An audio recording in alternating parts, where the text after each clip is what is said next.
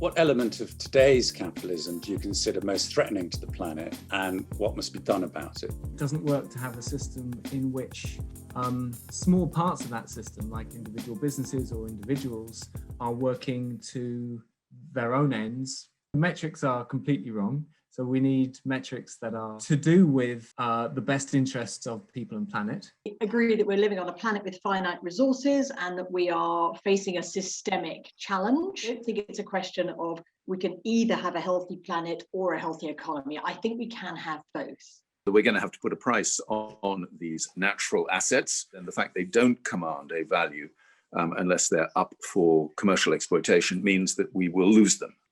What areas of climate action is the capitalist system least suited to addressing, which the not-for-profit sector still achieves? I think the non-profits have such an important role to play in actually, as I say, holding people to account, in calling out the hypocrisy, calling out the greenwash, sort of actually standing up and asking for change and bringing change.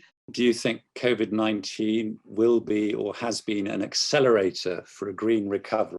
It's kind of sharpened the focus and made us realize how fragile our lives are and so on, and it's cut a little bit of carbon, and at the same time it's been a huge distraction. To be honest, the gap between political rhetoric on this, that we're going to build back better and build back greener, is just utter bollocks. Actually, the total percentage of the net investment that could be said to have positive green characteristics is no more than 2% of the total spend, and it's trillions of dollars. ESG data standardization and benchmarking across jurisdictions is a huge challenge.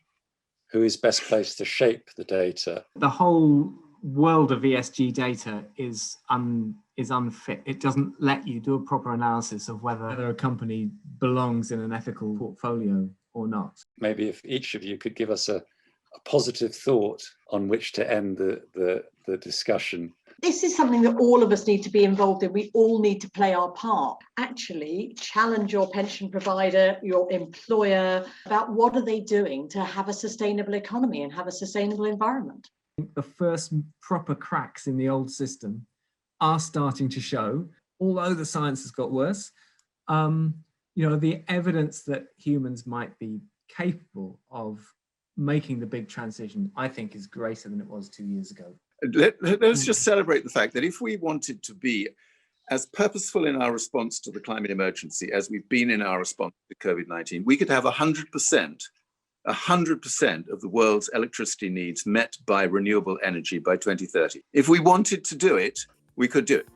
And we will actually get much, much closer to that than you might imagine.